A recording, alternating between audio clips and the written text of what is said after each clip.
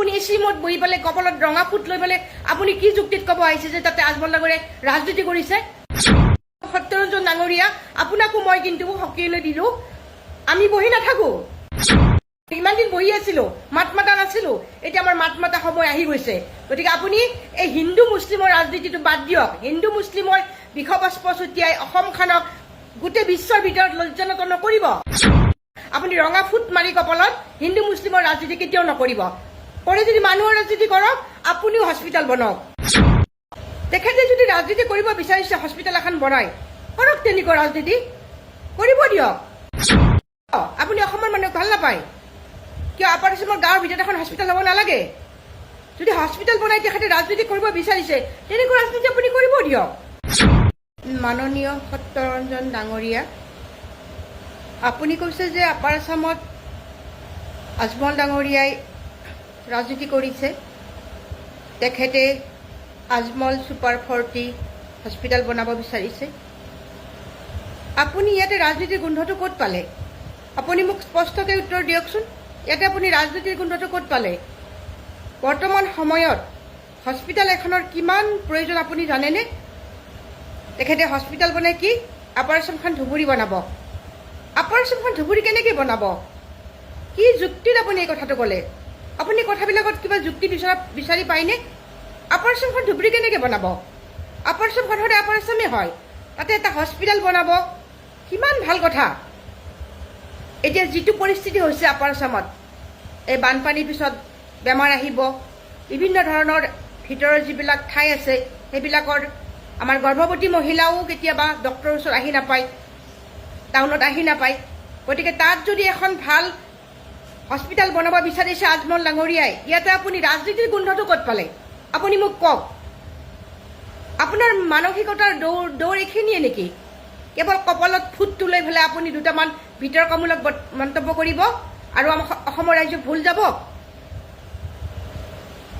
তেখেতে যদি ৰাজনীতি কৰিব বিচাৰিছে হস্পিটেল এখন বনাই, কৰক তেনেকুৱা ৰাজনীতি, কৰিব দিয়ক। কিয়? আপুনি অসমৰ মানুহক ভাল নাপায় কিয়? আপাৰ আছামৰ গাঁৱৰ ভিতৰত এখন হস্পিটেল হ'ব নালাগে? যদি হস্পিটেল বনাই তেখেতে ৰাজনীতি কৰিব বিচাৰিছে, তেনেকুৱা ৰাজনীতি আপুনি কৰিব দিয়ক। আপুনি নকৰে কিয়? ধুবুৰীত এখন হস্পিটেল বনাই পেলাই আপুনি ৰাজনীতি নকৰে কিয়? আপুনি যে কৈছে আপাৰ আছামখন ধুবুৰী বনাব, ধুবুৰী কেনেকৈ হ'ব? ধুবুৰী এখন বেলেগ ডিষ্ট্ৰিক্ট হয়। কথা কওঁতে অকণমান ভাবি চিন্তি ক'ব। আপোনালোকক আমি ভাবিছে ইমান দিনে একো প্ৰশ্ন কৰা নাই, কিন্তু আমি এতিয়া ওলাই আহিছোঁ, আমি প্ৰশ্ন কৰিম। আমি এতিয়া প্ৰশ্ন কৰিব ওলাই আহিছোঁ। যিমান দিন জীয়াই থাকিম আমি দেশৰ কাৰণে প্ৰশ্ন কৰি যাম আপোনালোকক। উত্তৰ দিয়ক আপুনি। আপুনি ধুবুৰীত এখন হস্পিটেল বনাই আপুনি তাতে ৰাজনীতি কৰক, চবেইতো ভাল পাব। এখন যদি আপুনি ভাল হস্পিটেল বনায়, গাঁৱৰ মানুহবিলাকৰ কিমান সুবিধা হ'ব। আৰু আপাৰ আছামৰ বহুত ভিতৰৰ গাঁওবিলাক মই বাৰু ইমান গৈ পোৱা নাই, যিটো দেখিছোঁ বা জানিছোঁ শুনিছোঁ বা বৰ্তমান যিটো পৰিস্থিতি, সেই পৰিস্থিতিত তাতে যদি আজমল ডাঙৰীয়াই এখন হস্পিটেল বনায়, অকল আজমল ডাঙৰীয়া বুলি নহয়, আমাৰ মাননীয় হিমন্ত বিশ্ব শৰ্মা ডাঙৰীয়াও যদি এখন তাতে হস্পিটেল বনায়, তাতে মই দুৰ্নীতি বুলি নকওঁ। কিয় দুৰ্নীতি কৰা হ'ব? হস্পিটেল এখন ৰাইজত কিমান দৰকাৰী আপুনি জানেনে? আপুনি এচি ৰুমত বহি পেলাই কপালত ৰঙা ফুট লৈ পেলাই আপুনি কি যুক্তিত ক'ব আহিছে যে তাতে আজমল ডাঙৰীয়াই ৰাজনীতি কৰিছে? তাতে তেনেকুৱা ৰাজনীতি আমাক লাগে, কৰক, আপুনিও কৰক। ধুবুৰীত এখন আপুনি হস্পিটেল বনাওক, গোৱালপাৰাত এখন বনাওক। গোৱালপাৰাত ভাল হাৰ্ট স্পেচিয়েলিষ্ট নাই, হাৰ্ট স্পেচিয়েলিষ্ট আনক গোৱালপাৰাত। আমি হাৰ্টৰ প্ৰব্লেম হ'লে আমি বাহিৰত যাব লাগে, আনক। ভাল কেঞ্চাৰ হস্পিটেল এখন আনক আপুনি যে বেলেগক দুৰ্নীতি কৰা বুলি কয়। আৰু মই এইখিনি মাননীয় হিমন্ত বিশ্ব শৰ্মা ডাঙৰীয়াক এটা কথা মই অনুৰোধ জনাম, আপুনি যে নামঘৰৰ কাৰণে পইচা দিব বিচাৰিছে আপাৰ আছামত, তাত মানুহ থাকিব লাগিব। প্ৰথম মানুহ থাকিব লাগিব, তাৰপিছত ধৰ্ম। মানুহেই নাই তাত কোনে নামঘৰত যাব? প্ৰথম তাতে কি লাগিব? মানুহক ঘৰবিলাক লাগিব। প্ৰথম কথা ঘৰ লাগিব, খাদ্য লাগিব, বাসস্থান লাগিব। তাৰপিছত তাতে কি লাগিব জানেনে? স্কুল লাগিব। ভাল স্কুল বনাই দিয়ক তাতে। যিমান পাৰি সিমান ভাল স্কুল আপাৰ আছামত বনাই দিয়ক, যাতে দুখীয়া ঘৰৰ ল'ৰা ছোৱালীও ভালদৰে পঢ়ি ভাল মানুহ হ'ব পাৰে। তাতে বিজ্ঞান মনস্কতাৰে চিন্তা কৰি আপুনি এখন নহয় 10খন বনাওক, আপুনি ভাল স্কুল বনাওক। নামঘৰ পিছতো হ'ব, মানুহে ভক্তি কৰিব পাৰিলে ঘৰৰ ভিতৰতো ভক্তি কৰিব পাৰিব। ভক্তিটো মানুহৰ অন্তৰত থাকে, যিবিলাকে ভক্তি কৰে তেওঁলোক অন্তৰত থাকে। গতিকে আপুনি হিমন্ত বিশ্ব শৰ্মা ডাঙৰীয়া, মই আপোনাক অনুৰোধ কৰিছোঁ, তাতে আপুনি ভাল স্কুল বনাওক। নামঘৰ নিজে বনাব পাৰিব। ৰাইজে পইচা উঠি ৰাইজে যদি বিচাৰে নামঘৰ পিছত লাগে যদি নিজে বনাব। কিন্তু আপোনাৰ দায়িত্ব, আপুনি হস্পিটেল বনাব লাগিব আৰু আপুনি স্কুল বনাব লাগিব তেতিয়াহে যদি আমাৰ দেশখন উন্নতি হয় আৰু সত্যৰঞ্জন ডাঙৰীয়া আপোনাকো মই কিন্তু সক্ৰিয় দিলোঁ আমি বহি নাথাকোঁ কাৰণ আমি নৱপ্ৰজন্মৰ কাৰণে এখন সুস্থিৰ সমাজ এখন এৰি যাব লাগিব সুস্থিৰ সমাজ এখন নৱপ্ৰজন্মৰ কাৰণে আমি এৰি যাব লাগিব কাৰণে আমি আজি ইমান দিন বহি আছিলোঁ মাত মাতা নাছিলোঁ এতিয়া আমাৰ মাত মাতা সময় আহি গৈছে গতিকে আপুনি এই হিন্দু মুছলিমৰ ৰাজনীতিটো বাদ দিয়ক হিন্দু মুছলিমৰ বিষবাষ্প ছটিয়াই অসমখনক গোটেই বিশ্বৰ ভিতৰত লজ্জানত নকৰিব অসমখন শান্তিৰ ঠাই ইয়াত হিন্দু মুছলিম খ্ৰীষ্টান শংকৰ আজানৰ দেশ ইয়াতে আপোনালোকে যিমানে বিগ বাষ্প নছটিয়ালেও ইয়াতে আমাৰ অসমৰ একতা যিটো একতা আছে আমাৰ মানুহৰ আমি মানুহৰ একতাটো সদায় একেদৰে থাকিব গতিকে এইবিলাক হিন্দু মুছলিমৰ আপুনি ৰঙা ফুট মাৰি কপালত হিন্দু মুছলিমৰ ৰাজনীতি কেতিয়াও নকৰিব কৰে যদি মানুহৰ ৰাজনীতি কৰক আপুনিও হস্পিটেল বনাওক আপুনি যদি পাৰে হস্পিটেল এখন বনাওক স্কুল এখন বনাওক আপুনি আজমল ডাঙৰীয়া ৰাজনীতি কৰিছে অমুকে ৰাজনীতি কৰিছে আপুনি কি কৰিছে তেনেকুৱা ৰাজনীতি আপুনিও কৰক মোক এনচাৰ দিয়ক আপুনি এইটো যদি আজমল ডাঙৰীয়া ৰাজনীতি কৰিছে সেই ৰাজনীতি আপুনি ধুবুৰীত এখন হস্পিটেল বনাওক তেতিয়াহ'লে আমি তেতিয়াহে ক'ম যে আপুনি ভাল কথা কৈছে ইমানখিনি কৈ মই আজি সামৰিলোঁ আমি কিন্তু মাত মাতি যাম যেতিয়া জাগ্ৰত হৈছোঁ নাৰী জাগ্ৰত হ'লে কিন্তু পৃথিৱী জাগ্ৰত হয় আমি নাৰী শক্তি জাগ্ৰত হ'ব লাগিব আৰু হৈছোঁ ইমান দিন মনে মনে আছিলোঁ এতিয়া মনে মনে নাথাকোঁ ধন্যবাদ মাননীয় মুখ্যমন্ত্ৰী ডাঙৰীয়া বহুত বেছি পলম কৰি আহিছে 16-17 দিনৰ পাছত সেয়া কাৰোবাৰ জগৰ পলম হ'বই দিয়কচোন তেখেতটো এনেই থকা নাই বান বিধ্বস্ত ৰাইজৰ কাৰণে আজি কোটি টকা দান বৰঙণিত তুলি লৈ পকেটত ভৰাই লোৱাৰ পিছতহে আপোনালোকৰ কাষলৈ আহিছে গতিকে তেখেতৰ পলম হোৱাটো স্বাভাৱিক মাননীয় মুখ্যমন্ত্ৰী ডাঙৰীয়াই ট্ৰেক্টৰত উঠি ঠাইবোৰ পৰিদৰ্শন কৰিলে সেয়া যে আপোনালোকে দেখিলে এই বানপানীত নামিওতো তেখেতে কিছু ঠাই পৰিদৰ্শন কৰিছে সেয়াওতো চাবলৈ চেষ্টা কৰক আজি অখিল গগৈ ডাঙৰীয়া আৰু ফিজুছ হাজৰিকা লগতে মাননীয় মুখ্যমন্ত্ৰী ডাঙৰীয়াই ঢকিয়াঢকি কৰি হাঁহি মাতি কথা পাতিলে সেয়াও কাৰোবাৰ জ্বলন আমাৰ কিন্তু জ্বলন হোৱা নাই আমি ভাল পাইছোঁ আমাক কেৱল মাত্ৰ সমস্যাৰ সমাধান লাগে এই বান বিধ্বস্ত সময়তো বানত এককাললৈকে ডুবিও যিসকলে পলিটিক্স কৰি আছে এই পলিটিকেল লাইনৰ মন্তব্যবোৰ প্ৰদান কৰি আছে বানত ডুবি যাওঁ তহঁত ইমান নিকৃষ্ট সঁচাকৈ ইমান এনেকুৱা সময়তো যে ৰাজনীতি কৰিবলৈ এৰা নাই আচৰিত মানুহ দেই আচৰিত মানুহ মানে ফিজুছ হাজৰিকা অখিল গগৈ ডাঙৰীয়া মাননীয় মুখ্যমন্ত্ৰী ডাঙৰীয়া হাঁহি মাতি কথা পাতিছে এই যে ছবিখন দেখিছে সেই ছবিখন তেখেতলোকৰ মাজত সদায় থাকে কিন্তু আমাৰ এই লেংগু ভেংগুবোৰে কি কৰে অকণমান ক'ৰবাত কিবা এটা পালে একেবাৰে তই থাক মই যাওঁ কৈ কাজিয়া লাগিবলৈ আহে তেখেতলোকৰ মাজত একোৱেই নাই আমাৰ এই লেংগু পেংগুবোৰে আকৌ লাগি একেবাৰে কাৰোবাক ক'ত কেনেকৈ কি কৰোঁ যেনকৈ মনোভাৱ পুহি ৰাখে গতিকে এনেকুৱা সময়তো এককাল পানীলৈকে ডুবি থকাৰ পিছতো পলিটিক্স কৰি থকাকেইটাক কৈছোঁ জহৰ নামে জাতহঁত এই পানী যে হৈছে তাতে ডুবি মৰি যা তহঁত এয়াই ক'লোঁ আৰু কিন্তু আজি মাননীয় মুখ্যমন্ত্ৰী ডাঙৰীয়া পলম কৰি আহিছে আমাৰ ক'বলগীয়া নাই ট্ৰেক্টৰত উঠিছে আমাৰ ক'বলগীয়া নাই কাৰণ তেখেতে পানীত নামিও পৰিদৰ্শন ঠাই কৰা আমি দেখিছোঁ কিন্তু এটা কথা ক'বলগীয়া আছে মাননীয় মুখ্যমন্ত্ৰী ডাঙৰীয়া কোটি টকা আপুনি এই সৰ্বশান্ত ৰাইজৰ নামত ক্ৰয় কৰিছে বৰঙণি সংগ্ৰহ কৰিছে গতিকে সেই বানাক্ৰান্ত ৰাইজৰ নামত সংগ্ৰহ কৰা বৰঙণিবোৰ মুক্ত হস্তে প্ৰদান কৰিবলৈ আপোনাক অনুৰোধ জনালোঁ আপুনি যিবোৰ ঠাই পৰিদৰ্শন কৰিলে সেয়াটো সৰ্বশান্ত হৈছে আৰু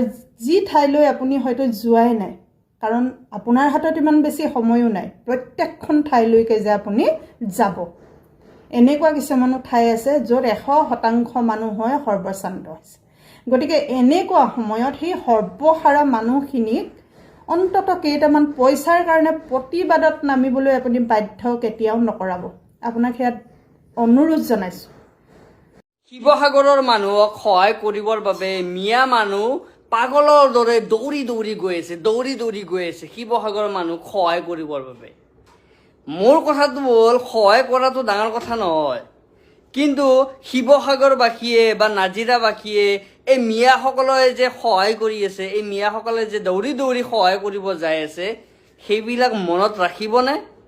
নে কেইদিনমান পিছত গোটেই মিয়া যেতিয়া সহায় কৰা শেষ হৈ যাব, ঘৰ বন্ধা শেষ হৈ যাব, গোটেই কাম কৰা শেষ হৈ যাব, নে সেই মিয়াক আকৌ বাংলাদেশ পঠাবৰ বাবে শিৱসাগৰবাসীয়ে আন্দোলন কৰিব, শিৱসাগৰবাসীয়ে নিউজত ডাঙৰ ডাঙৰ লেকচাৰ মাৰিব যে আমাক মিয়া নালাগে, মিয়া বাংলাদেশত পঠাব লাগে। মোৰ কথাটো হ'ল, যিসকল মিয়াই দৌৰি দৌৰি শিৱসাগৰত ঘৰ বান্ধিব গৈ আছে, সহায় কৰিব গৈ আছে, ৰিলিফ দিব গৈ আছে, সেইসকল মিয়াক মই ক'ব বিচাৰোঁ, আপোনালোকে শিৱসাগৰবাসীক সহায় কৰিছে, ভাল কথা, সকলোৱে সহায় কৰিব লাগে। কিন্তু সেই শিৱসাগৰবাসীয়ে যাতে মনত ৰখা উচিত, এই মিয়াই কিন্তু আপোনাক ঘৰ বান্ধি দিছে, এই মিয়াই কিন্তু আপোনাৰ ঘৰত যে পলস পৰিছে সেই পলস গুচাই দিছে। আপুনি যদি কেইদিনমান পিছত সেই মিয়াকে আকৌ কয় যে আপোনালোকে বাংলাদেশ যাব লাগে, আমাৰ ইয়াতে ঠাই নাই, তেতিয়া কিন্তু আপোনালোকৰ দৰে নীলাজ, আপোনালোকৰ দৰে খাই পেট পচা মানুহ এই পৃথিৱীত কোনো নহ'ব। সেইকাৰণে শিৱসাগৰ, নাজিৰা, চৰাইদেউ, যোৰহাটত যিবিলাক মানুহৰ ক্ষতি হৈছে সেইবিলাক মানুহক কিন্তু মিয়া মানুহে অজস্ৰ সহায় কৰিছে, অজস্ৰ সহায় কৰিছে মিয়া মানুহে। কিন্তু সেই মিয়াখিনিক যাতে আপোনালোকে দুদিন পিছতে তুচ্ছ তাচ্ছল্য নকৰে, সেই মিয়াখিনিক যাতে আপোনালোকে বেয়া বুলি নকয়, তেতিয়া কিন্তু মনত বহুত বেয়া পাব সেই মিয়াখিনিয়ে। কাৰণ আজি মিয়াই যদি পইচা দিব পৰা নাই, সেই মিয়াই কিন্তু আপোনাৰ ঘৰত কাম কৰি দিছে। আজি যদি মিয়াই কালেকশ্যন কৰি আপোনাক ৰেচন কিনি দিব পৰা নাই, তেনেহ'লে সেই মিয়াই যাই কিনে আপোনাৰ ঘৰত বাঁহ দিছে, আপোনাৰ ঘৰত কোৰ মাৰি দিছে, আপোনাৰ ঘৰত চিপৰাঙেৰে চাফা কৰি দিছে। আৰু সেই মিয়াৰ কথা যদি আজি শিৱসাগৰবাসী, চৰাইদেউবাসী, নাজিৰাবাসী, যোৰহাটবাসীয়ে যদি পাহৰি যায়, তেনেহ'লে আপোনাৰ দৰে বেয়া মানুহ পৃথিৱীত নোলাব। গোটেই অসমৰ মানুহে আপোনালোকক কিন্তু হাঁহিব যে আপোনালোকক মিয়া মানুহে ইমান সহায় কৰিছিল, আৰু সেই মিয়াকে আপোনালোকে আজি তুচ্ছ তাচ্ছিল্য কৰি কৰিছে। কিন্তু মোৰ দুখ থাকি গ'ল এটাই, মই আজি বহুত বুজালোঁ, মই কমেও 1 ঘণ্টা সময় বুজাইছোঁ তেখেতক যে অসমৰ এই 3খন জিলা, চৰাইদেউ, শিৱসাগৰ আৰু যোৰহাট জিলাত যি প্ৰলয়ংকাৰী মহাপ্ৰলয় হৈছে, প্ৰলয়ংকাৰী বানপানী হৈছে, সেই বানপানীত পৰা মানুহবিলাকক 10 লাখ টকাকৈ ক্ষতিপূৰণ দিব লাগে। আৰু প্ৰথম কিস্তিত একো নিদিলেও অন্ততঃ 2 লাখ টকাৰ ক্ষতিপূৰণ দিব লাগে।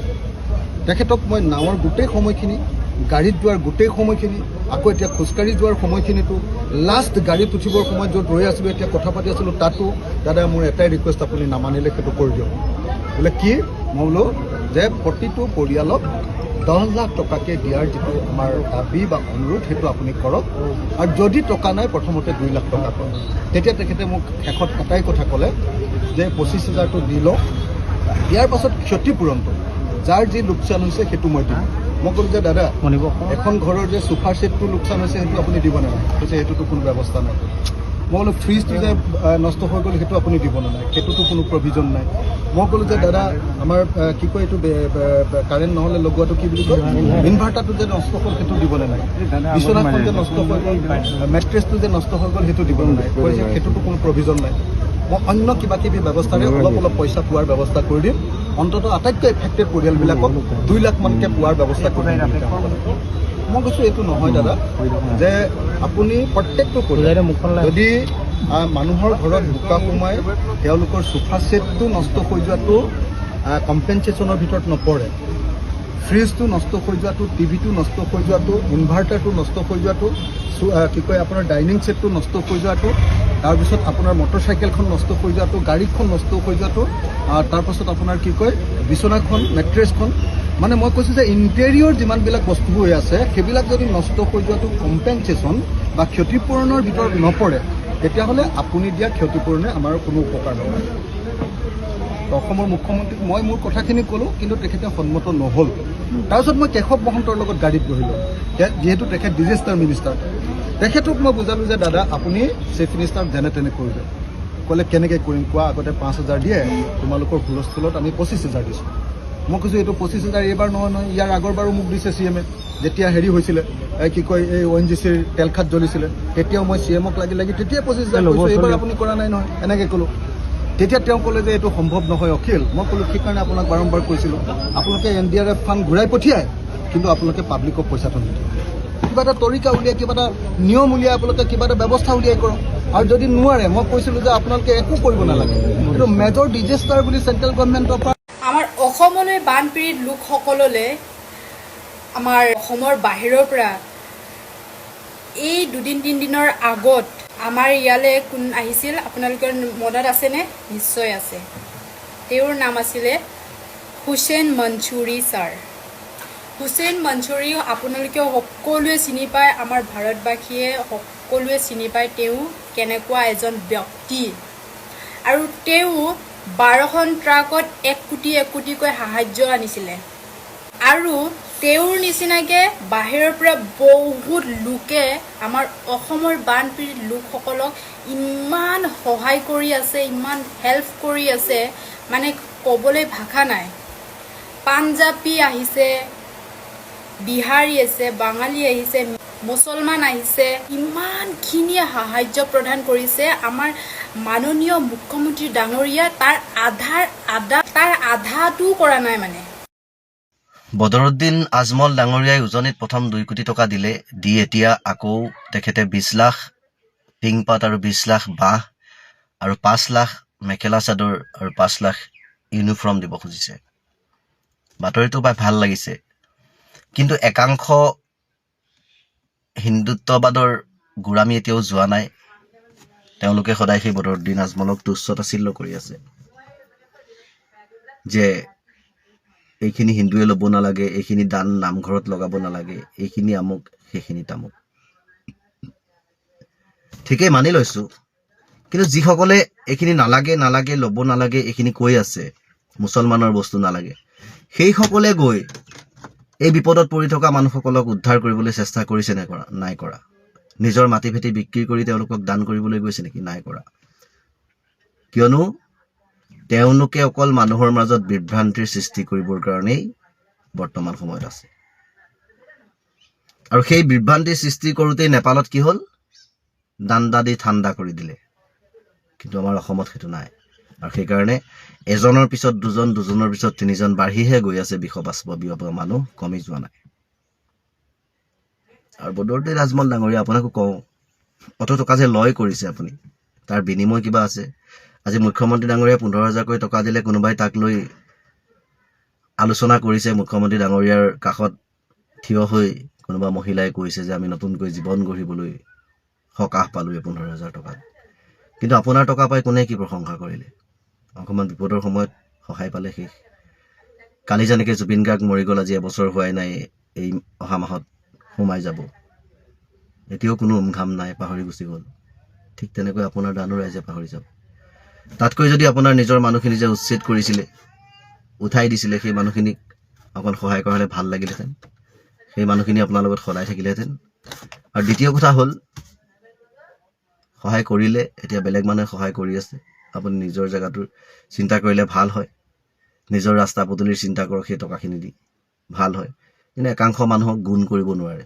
যিমান দিয়ক আপুনি লাভ নাই লাষ্টত গৈ সেই এটকাটোৰ দানটোহে শুদ্ধ হ'ব 100 টকাটো কিন্তু নাইকিয়া হৈ যাব কিয়নো এই দেশত এটা বেলেগ ৰাজনীতি চলি আছে এই ৰাজনীতিৰ পৰা মানুহ ঘপককৈ ওলাই যায় আকৌ সোমাই যায় ইয়াত সুমিয়াই দিবৰ কাৰণে বেছি সময় নালাগে এতিয়া যি আপোনাক প্ৰশংসা কৰি আছে কাইলৈ হয়তো আপোনাক কেনেকৈ উভতি ধৰিব গতিকে এইখনেই অসম হয় এয়া অসমীয়া এটা জাতি হয় ইয়াৰ মাজত এতিয়াও ইমান মানুহৰ মাজত আচলতে বিপদত থিয় হৈ থকা মানুহবোৰকে সমালোচনা কৰি থকা হৈছে এটা ধৰ্মৰ নামত গতিকে যদি ধৰ্ম বুলি সেই সহায় কৰা মানুহখিনি ধৰ্ম বুলি চিন্তা কৰিলেহেঁতেন তেতিয়া নিৰপেক্ষ হিচাপে কাৰোবাক সহায় কৰিবলৈ গ'লহেঁতেন কেতিয়াও নগ'লহেঁতেন গতিকে ধৰ্মটো এক্সট্ৰা বস্তু নিজৰ কৰ্ম আজি মই যদি ধৰ্ম কৰিছোঁ মই ভাল কাম কৰিছোঁ সেই পুণ্যৰ ভাগ অকল মই পাম মোৰ মা দেউতাকো মই তাৰ ভাগ দিব নোৱাৰোঁ মোৰ ল'ৰা ছোৱালীকো মই দিব নোৱাৰোঁ তেওঁলোকে নিজেই নিজৰ পুণ্যৰ কাম কৰিব লাগিব ধৰ্মৰ কৰ্মখিনি হৈছে নিজৰ ব্যক্তিগত ঠিক তেনেকৈ শিক্ষা নিজৰ ব্যক্তিগত যিটো আন কাকো দিব নোৱাৰে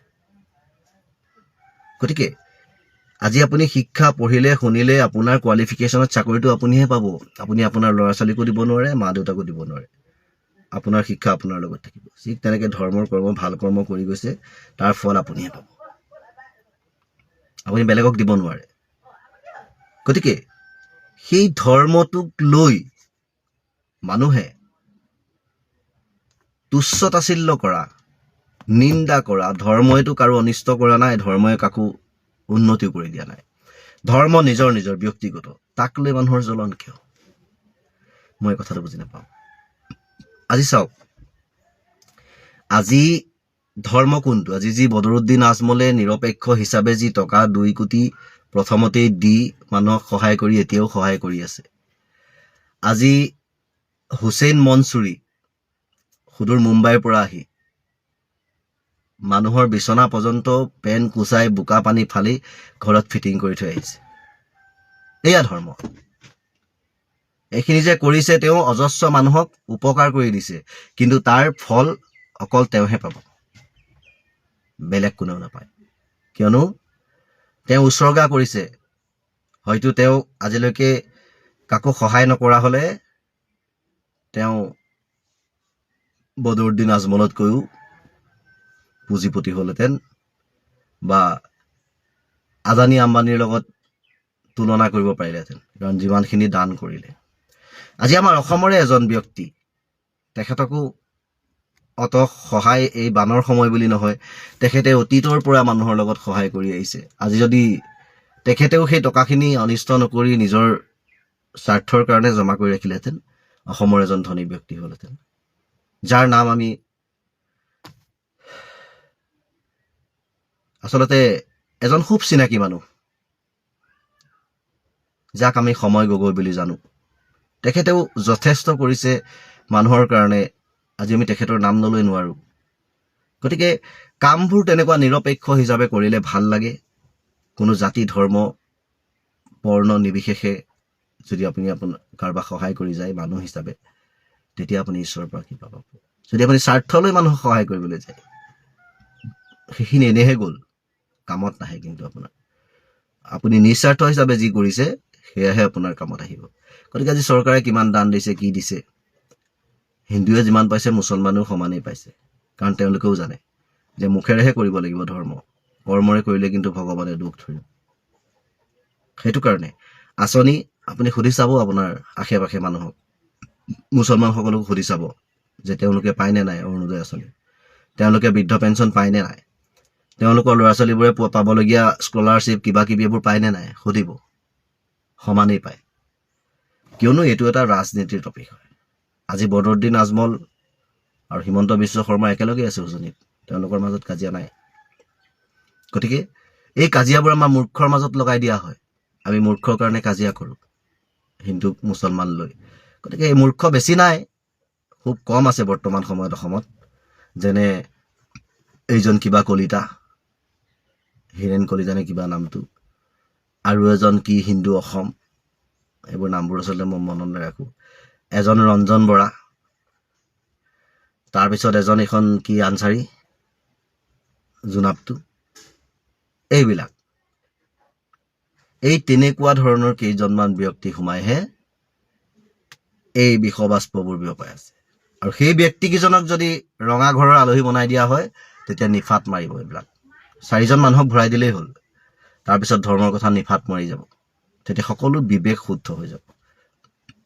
গতিকে সেইটোকে চৰকাৰখনে বা আইনখনে এইটো কাৰণে কৰা নাই, যিহেতু কৰি দিলে একেবাৰে নিফাত মাৰি যাব, নিফাত মাৰি গ'লে ৰাজনীতি কৰিবলৈ একোৱেই নাইকিয়া হ'ব। সেইকাৰণে আচলতে এইসকলক উলিয়াই থোৱা হৈছে, নিজেই নামাতি তেওঁলোকক মাতিবলৈ লগাই দিয়া হৈছে। গতিকে তেওঁলোকৰ পোষ্টত কমেণ্ট কৰাটো সেইটো আমাৰ মূৰ্খামি হয়। শিখা শৰ্মাৰ পোষ্টত কমেণ্ট কৰাটো একদম মূৰ্খামি কথা, কাৰণ সমান মূৰ্খ বুজাব। সত্যৰঞ্জন বৰাৰ পোষ্টত কমেণ্ট কৰাটো মূৰ্খামি কথা। ঠিক তেনেকৈ হীৰেণ হিন্দু, ঠিক তেনেকৈ এইটো কি কলিতা, এইবিলাকৰ পোষ্টত কমেণ্ট মৰাটো আচলতে সুস্থ বিবেকৰ মানুহৰ কাম নহয়।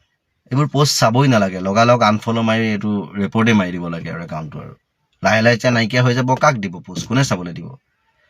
ফ্ৰেণ্ডত যদি আপোনালোক নাথাকেই, পোষ্ট দি কিবা লাভ আছে নেকি? নাই ন। গতিকে চাবলৈ মানুহ লাগিব। আজি কথা কিবা এটা কৈ যদি আপোনাক নষ্ট বিবেকটো শুদ্ধ কৰিব পাৰে, তেতিয়া আপুনি তেওঁক একচেপ্ট কৰি লওক, তেওঁ আৰু আপোনাক ভাল কথা ক'ব। আজি আপোনাৰ নষ্ট বিবেকটো অকণমান শুদ্ধ হ'ব লৈছে, তাক যদি আকৌ নষ্ট কৰিব খোজে, গতিকে তেনেকুৱা মানুহক আপুনি এভইড কৰক। নহ'লে আপুনিও পৃথিৱীত শান্তিত জীয়াই থাকিবলৈ নাপাব। কাৰোবাৰ কুটৌ মন্তব্য শুনিবলৈ পাব, ভাল কথা কাৰোবাৰ পৰা শুনিবলৈ নাপাব। গতিকে এই মানুহবিলাকৰ পৰা আঁতৰি থাকিব। এইবিলাক হৈছে দেশত বিষবাষ্প বিয়পোৱা একাংশ আচলতে দেশ বিৰোধী মানুহ হয়, জাতি বিৰোধী মানুহ হয়। ধৰ্মৰ নামত জাতিটোক বিৰোধিতা কৰি আছে, দেশক বিৰোধিতা কৰি আছে। এওঁলোক আচলতে কি বুলি ক'ম, ক'বলৈ ভাষা নাই, বেয়া শব্দ নকওঁ। ভাল মুদেৰে বনাইছোঁ ভিডিঅ'টো, তো সেইকাৰণে বেয়া শব্দ ইয়াত ক'বলৈ মোৰ মন নাই। গতিকে এইবিলাক মানুহক এভইড কৰি নিজৰ সুস্থ বিবেকেৰে যি বিবেচনা কৰিব পাৰে সেইটোকে শুদ্ধ বুলি ভাবিব। এই ধৰ্ম, এই জাতি, এই বুলি একো নাই। জুবিন দাই কৈ গ'ল যে মোৰ কোনো জাতি নাই, মোৰ কোনো ধৰ্ম নাই, মানুহ আৰু মানৱতা। এয়াই মানুহেই হৈছে আপোনাৰ জাতি আৰু মানৱতাই হৈছে আপোনাৰ ধৰ্ম। এতিয়া দেখিছোঁ দেশৰ বিভিন্ন ঠাইৰ পৰা অন্য ভাষী মানুহো আহিছে অসমলৈ, এতিয়া আহি আছে সহায় দিবলৈ এই মানুহখিনি। গতিকে মোৰ চৰকাৰলৈ এতিয়াই অনুৰোধ যে নিশ্চিতভাৱে দিব। গতিকে মই মোৰ সামাজিক মাধ্যমৰ জৰিয়তে আমাৰ মাননীয় মুখ্যমন্ত্ৰী ডাঙৰীয়ালৈ এক অনুৰোধ জনাইছিলোঁ যে নিশ্চিতভাৱে চৰকাৰে সহায় নকৰিলে কেনেকৈনো এই মানুহখিনি কেতিয়াও নোৱাৰে, মেৰুদণ্ডই ভাঙি গ'ল, তথাপিও আৰ্থিকভাৱে শেষ। আৰু মানে প্ৰকৃতিয়ে এটা কথাও প্ৰমাণ কৰিলে যে প্ৰকৃতিৰ চকুত কিন্তু ধনী দুখীয়া হিন্দু মুছলমান কোনো নহয়। প্ৰত্যেক মানে তাতে ধনী দুখীয়া সকলো শেষ হৈ গ'ল। তাৰমানে গাড়ী, এতিয়া ধৰক কাৰোবাৰ ঘৰত গাড়ী আছিলে, গাড়ীয়ে পানীত এনেকৈ পৰি আছে, আপোনালোকে ভিজুৱেলছ দেখিছে। সেই গাড়ীখনটো ইঞ্চুৰেঞ্চে কাভাৰ কৰিব নাই, প্ৰাকৃতিক দুৰ্যোগত বা ইঞ্চুৰেঞ্চে কাভাৰ কৰে নে নকৰে মই নাজানো। গতিকে সেই তেনেকুৱা ধৰণৰ গোটেই ঘৰৰ বস্তু শেষ। এতিয়া ওলাই আহোঁতে দেখিছোঁ হাৰমনিয়াম, পিয়ান, গোটেই সমস্ত শেষ, পঢ়া শুনাৰ কিতাপ চিতাপ শেষ। সকলোখিনি কৰিব লাগিব। তাকেতো প্ৰচাৰৰ সময়ত আমি এমাহত 2-3বাৰকৈ অহা দেখিছিলোঁ। এতিয়া আচলতে সকলোৱে আৱেগিকভাৱে বিচাৰে মানুহখিনিয়ে এই যে আমাৰ যিসমূহ আমাৰ লিডাৰসমূহকো এনেকুৱা দুৰ্যোগৰ সময়ত এখন্তেক কাষত দেখিলে আচলতে সাহস পায় মানুহখিনিয়ে। মই মুখ্যমন্ত্ৰী ডাঙৰীয়ালৈ এটাই অনুৰোধ জনাইছোঁ যাতে আপুনি নিজেই এইবাৰ তদাৰক কৰি এই যে বান সাহায্যৰ শেষৰ টকাটোলৈকে যেন এই বানপীড়িত লোকসকলে পায়, কিয়নো এইখিনি মানুহ শেষ হৈ গ'ল, একেবাৰে শেষ, আৰু মানসিকভাৱে শেষ, আৰ্থিকভাৱে শেষ। নিশ্চয়। মইতো সেই অখিল গগৈ ডাঙৰীয়াই কৈয়ে আছে যে আমি সকলোৱে কৈ আছোঁ, সামাজিক মাধ্যমত দেখি আছোঁ যে নেশ্যনেল কেলামিটি হিচাপে এইটো যদি ঘোষণা কৰে তেতিয়াহ'লে আমি অত্যন্ত সুখী হ'ম। সেইটোৱে আমাৰ ফালৰ পৰা এক অনুৰোধ, অসমবাসীৰ ফালৰ পৰা আহিব লাগে নিশ্চিতভাৱে। দেশৰ যিহেতু মুখ্য তেখেত প্ৰধান, গতিকে প্ৰধান হিচাপে তেখেতে যেন এবাৰ আহে, এই মানুহখিনিৰ কাষত এবাৰ থিয় দিয়ে, সেইখিনিকে আমি আহ্বানহে জনাব পাৰোঁ, দাবী কৰা নাই। আমি আহ্বান জনাইছোঁ, আপোনাক অনুৰোধ জনাইছোঁ, আহক এই মানুহখিনিনো কেনেকৈ আছে এবাৰ চাওকহি। বাইদেউ, আপুনি এই ভিডিঅ'টো কৰিছে, আপোনাৰ মৃত্যুৰলৈকে ভাবুকি আহিব, আপুনি বাচি থাকিব। 90% মানুহে এইটো কথা উল্লেখ কৰিছে, মোৰ নাম বাইদেউ নল'ব, মোৰ মুখখন বাইদেউ নেদেখুৱাব, মোৰ কথা নক'ব, কিন্তু আপোনাক মই এই তথ্যখিনি দিছোঁ। মই অন্ততঃ বিশ্বাস কৰিবলৈ বাধ্য হৈছোঁ, কিবা নহয় কিবা এটাটো চলি আছে। আপুনি গৈ কেনেধৰণৰ এটা পৰিৱেশ তাত দেখি আহিছিল, আপোনাৰ অভিজ্ঞতাখিনি কওকচোন। কি লাগে তাত বৰ্তমান মুহূৰ্তত, কি প্ৰয়োজনীয় কি আচলতে তেওঁলোকৰ বাবে? তাত যিটো অৱস্থা বৰ্তমান অবৰ্ণনীয়, মানে আমি একচুৱেলি এনেকৈ টক শ্ব'ত সেই গোটেইখিনি কথা আলোচনা কৰাটোৱেই কঠিন, বহুত কঠিন। আৰু তেওঁলোকে যিটো অৱস্থাত বৰ্তমান আছে সেইখিনি বৰ্ণনা কৰাটো আমাৰ কাৰণে বহুত কঠিন। প্ৰথম অৱস্থাত পানী ইত্যাদি ফুড ৰিলিফটো পাইছে, কিন্তু সেই ফুড ৰিলিফৰ শেষ নহয়। তাত তেওঁলোকে খাবৰ কাৰণে যদি পানী পাইছে, গা ধুবলৈ পানী পোৱা নাই, পানীতে আছে কিন্তু পানী পোৱা নাই। ইফালে খাদ্যবস্তু পাইছে, কিন্তু খাদ্যবস্তু সিজাই খাবলৈ তেওঁলোকৰ এটা ব্যৱস্থা নাই। আৰু তাৰ লগতে বিভিন্ন ৰোগে ইতিমধ্যে আক্ৰমণ কৰিছে, ছালৰ ৰোগ দেখিবলৈ পোৱা গৈছে, সৰু ল'ৰা ছোৱালী বিভিন্ন মানে ডায়েৰিয়া ইত্যাদি দেখিবলৈ পোৱা গৈছে। আৰু এনেকুৱা অৱস্থা, মই যিহেতু নেপালী খুটি অঞ্চললৈ গৈছিলোঁ, তাত মানে মই যেতিয়া ৰিলিফ দি আছিলোঁ, মোৰ বাহিৰলৈ যাবলগীয়া আছিলে, তেতিয়া ওচৰৰে ছোৱালী এজনীক সুধিলোঁ যে তোমালোকৰ ঘৰৰ ফালে মই বাহিৰলৈ যাব পাৰিম নেকি? তাই কৈছে, সৰু ছোৱালী, তাই কৈছে যে বাইদেউ যাব পাৰিব, কিন্তু পিছফালে কিন্তু মৃতদেহ এটা আধা বালিত মানে আমাৰ পানীত পোত খাই আছে। মানে ভাবি চাওক, তাতে মানে গৰু ছাগলী মানুহৰ মৃতদেহ একেলগে। বেমাৰ নহ'ব কিয়? মানে পোত খাই আছে, পানীত ডুব গৈ আছে, আৰু তাৰ পৰা বেমাৰ কেনেকৈ নহ'ব? সেই পানীৰ পৰাই মানুহক সুধিছোঁ যেতিয়া সেই পানীৰে গা ধুই আছে মানুহে, সেই পানীয়ে বিভিন্ন কাপোৰ কানি ইত্যাদি ধুবৰ কাৰণে ব্যৱহাৰ কৰি আছে। আৰু এই কথাটোত মই যেতিয়া লক্ষ্য কৰিছিলোঁ, মই যেতিয়া বিহুবৰ অঞ্চললৈ গৈছিলোঁ, নেপাহিলিখুটি অঞ্চললৈ গৈছিলোঁ, প্ৰায় ঘৰে ঘৰে ডাম্পাৰ দেখিছোঁ, পাথৰ ভঙা মেচিন দেখিছোঁ, আৰু মোৰ মনলৈও এই প্ৰশ্নটো আহিলে যে ইমানবোৰ এই যে মানে এই ব্যৱস্থা দেখিবলৈ পোৱা যায়, তাৰ আঁৰত নিশ্চিতকৈ শিল খনন আছে। আৰু যেতিয়া মই ইয়াৰ ওপৰত ভিডিঅ' বনালোঁ আৰু ক'লোঁ যে আপোনালোকৰ ঘৰৰ ওচৰত যদি আপোনালোকে বৈধ হওক অবৈধ হওক এনেধৰণে শিল খনন দেখিছে, কয়লা খনন দেখিছে, আমাক আপোনালোকৰ জিঅ' টেগ কৰি পেলাই ফটোজ ভিডিঅ'জ পঠিয়াওক। আপুনি মোৰ ইনষ্টাগ্ৰামৰ DM চালে মানে অবাক হ'ব, তাৰে স্থানীয় ৰাইজে কিমান মোক মেছেজ কৰিছে, কিমান তেনেকুৱা তথ্য দিছে, সূত্ৰ দিছে, আৰু তাৰ পৰা মই নিশ্চিত হৈছোঁ যে এই কথাটোত কিবা নহয় কিবা এটা সত্যতা লুকাই আছে। আৰু সেইকাৰণে মই আমাৰ মাননীয় মুখ্যমন্ত্ৰী ডাঙৰীয়াকো মই এই আহ্বানটো জনাব খোজোঁ, যদিও নেকি মই ভাবোঁ যে তেওঁ অলৰেডি এই বিষয়ে অৱগত কিছু সংখ্যক হ'লেও হৈছে, কিন্তু তেওঁকো মই এই কথা জনাব খোজোঁ যে তেওঁ এইটো আহ্বান দিয়ক যে যিমান আমাৰ পাব্লিকৰ চ'ৰ্চৰ পৰা, পাব্লিকেতো দেখি আছে ন, তাৰ স্থানীয় বাসিন্দাসকলেতো দেখি আছে, তেওঁলোকৰ হাতৰ পৰা যাতে চ'ৰ্চটো তেওঁকো পঠিয়ায়, কাৰণ ইয়াৰ ওপৰত আমাক তদন্ত লাগিবই।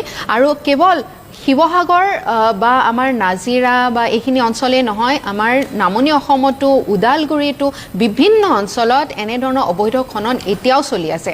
আৰু মই যেতিয়া এই ভিডিঅ'টো কৰিলোঁ তেতিয়াও মোক কৈছে যে বাইদেউ আপুনি এই ভিডিঅ'টো কৰিছে, আপোনাৰ মৃত্যুৰলৈকে ভাবুকি আহিব, আপুনি বাচি থাকিব।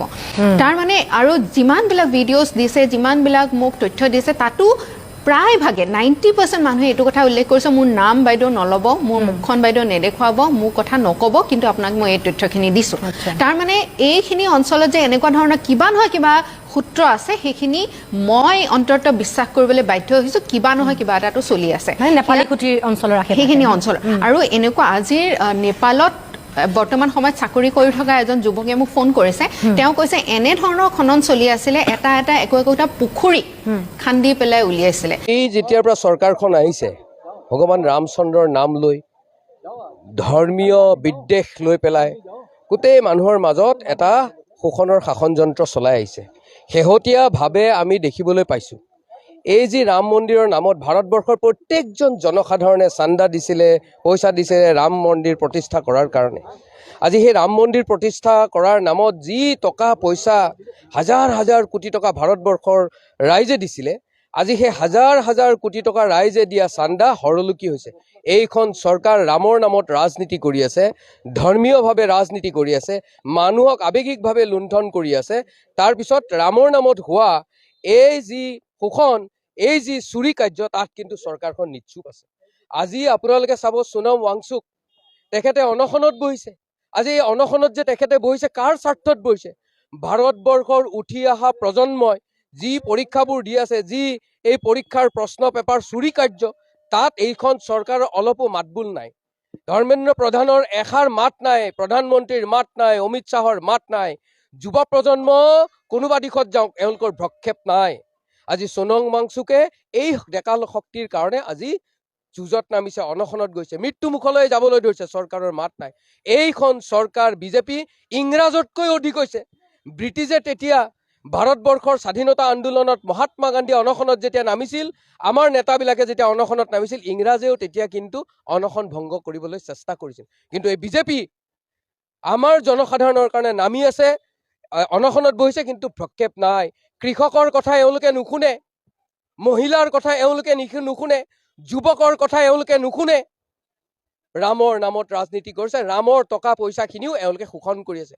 গতিকে আজি আমি এই বৰপেটা ৰোডত সৰ্বসাধাৰণ জনসাধাৰণৰ লগত থাকি এই তিনিটা মন্দিৰত, নামঘৰ, ৰাম মন্দিৰ আৰু হনুমান মন্দিৰত আমি পূজা অৰ্চনা কৰিছোঁ ৰাইজৰ হৈ পেলাই, যাতে ৰামলাল্লা আমাৰ অন্তৰত থকা ভগৱান ৰামে এওঁলোকেতো ৰাইজৰ কথা নুশুনে, গণতন্ত্ৰক এওঁলোকে ধ্বংস কৰি খতম কৰি দিলে। আমি ভগৱানৰ ওচৰত কৈছোঁ, হে ভগৱান, এই আপোনাৰ নামত ৰাজনীতি কৰি শোষণ কৰি থকা ভাৰতবৰ্ষৰ, ভাৰত মাতাক শোষণ কৰি থকা শক্তিটোক আপুনি শাস্তি প্ৰদান কৰক। কিন্তু মই এটা কথা উপলব্ধি কৰিছোঁ যে মানুহটো কষ্টত আছে, সেইটো অস্বীকাৰ কৰাৰ কোনো থল নাই। মানুহ কষ্টত আছেই, কিন্তু এটা কথা ঠিক যে মানুহে এতিয়াও ফিল কৰিছে যে চৰকাৰৰ ফালৰ পৰা কোনো ধৰণৰ ত্ৰুটি কৰা হোৱা নাই। যিমানখিনি চেষ্টা কৰিব লাগিছিল চৰকাৰে বা প্ৰশাসন ব্যৱস্থাটোৱে গোটেইখিনি কৰিছে। আৰু ৰিলিফৰ ব্যৱস্থাও পাৰ্যমানে কৰা হৈছে। এটা কথা ঠিক যে অকল চৰকাৰী ৰিলিফেই নহয়, বহু সদাশয় ব্যক্তিয়ে আহি শিৱসাগৰবাসীক চৰাইদেউবাসীক সহায় কৰিছে। গতিকে মই ভাবোঁ মানুহখিনি যদিও কষ্টত আছে কিন্তু অসুবিধা পোৱা নাই, অন্ততঃ খোৱাৰ কাৰণে অসুবিধা পোৱা নাই বুলি মই ভাবোঁ। হস্পিটেলৰ অসুবিধা হোৱা নাই বুলি ভাবোঁ। এটা ডাঙৰ সমস্যা আছে ৰিহেবিলিটেশ্যনৰ বা মানুহখিনিক কেনেকৈ সহায় কৰিব পৰা যায় বানপানী হোৱাৰ পাছত। মাননীয় মুখ্যমন্ত্ৰী ডাঙৰীয়াই ইতিমধ্যে যোৱাকালি চৰকাৰৰ তৰফৰ পৰা 15,000কৈ টকা দিছে। আমাৰ এই অঞ্চলৰ ব্যক্তিসকলে যোনে অৰুণোদয় লাভ কৰে তেখেতলোকে 1250ৰ জেগাত টকা পালে। মুখ্যমন্ত্ৰী ডাঙৰীয়াই আকৌ ঘোষণা কৰিছে যে 10 তাৰিখৰ ভিতৰত আৰু 10,000 টকা দিব। 9 তাৰিখৰ পৰাহে আচল এছেছমেণ্ট আৰম্ভ হ'ব। মানে এইখিনি যিখিনি দি আছে অন্তৰ্বৰ্তীকালীন, এই যে 2,500 টকা ইনষ্টেণ্ট কিবা এটা সুবিধা কৰাৰ কাৰণে 2,500 টকা আমাৰ অৰুণোদয় হিতাধিকাৰীসকলৰ কাৰণে 1250 টকা বঢ়াই দিয়া হ'ল। 15,000 আৰু 10,000 টকা আমাৰ বন্যা পীড়িতসকলক দিয়া হ'ল। তাৰ পাছত এছেছমেণ্ট হ'ব। যাৰ ঘৰ বেয়া হৈছে, যাৰ ঘৰৰ বস্তু বাহানি বেয়া হৈছে, তেওঁলোকে 1 লাখৰ পৰা 1 লাখৰ পৰা 2 লাখ, ক'ৰবাত 2.5 লাখো হয়তো আমাৰ মানুহখিনিয়ে লাভ কৰিব বুলি মই উপলব্ধি কৰোঁ। চাওক, যিখিনি মানুহে ভূমিৰ পট্টা পাবলৈ আছে খিলঞ্জীয়া মানুহ, মইতো বিচাৰোঁ যে তেখেতলোকে ভূমিৰ পট্টা পাওক। যদি ওচৰত ক'ৰবাত মইতো ভাবোঁ তেওঁলোকে পাব লাগে। কাৰণ মই এগৰাকীও ভাৰতীয় ব্যক্তি, এগৰাকীও অসমীয়া খিলঞ্জীয়া ব্যক্তি ভূমিহীন হিচাপে থাকিব লাগে বুলি মই নাভাবোঁ। আৰু মুখ্যমন্ত্ৰী ডাঙৰীয়াই যথেষ্ট ব্যক্তিক বসুন্ধৰা 1, বসুন্ধৰা 2, বসুন্ধৰা 3ৰ যোগেদি মাটি প্ৰদান কৰিছে। গতিকে মুখ্যমন্ত্ৰী ডাঙৰীয়াই নিশ্চয়কৈ এই ক্ষেত্ৰত ব্যৱস্থা ল'ব বুলি মই আশা কৰোঁ। মোৰ মতে নিশ্চয়কৈ কৰিব। অহাকালি আমাৰ কেন্দ্ৰীয় শীৰ্ষ নেতা, অন্যতম শীৰ্ষ নেতা JP নাড্ডা ডাঙৰীয়া আহিব, নেপালী খুঁটিলৈকে যাব। নেপালী খুঁটিৰ অৱস্থা আপোনালোকে দেখিছে। মুখ্যমন্ত্ৰী ডাঙৰীয়াই কালি কোৱাও শুনিছে, দেখিছে যে যিখিনি টিভিত প্ৰত্যক্ষ কৰিছোঁ তাতকৈ আৰু বেয়া। মই আৰু বিমল বৰা যিদিনাখন গৈছিলোঁ তেতিয়াও মুখ্যমন্ত্ৰী ডাঙৰীয়াক কৈছিলোঁ যে বিধ্বস্ত পৰিৱেশ, চাৰিওফালে হাহাকাৰ পৰিৱেশ। মুখ্যমন্ত্ৰী ডাঙৰীয়াই কালি দেখিছে।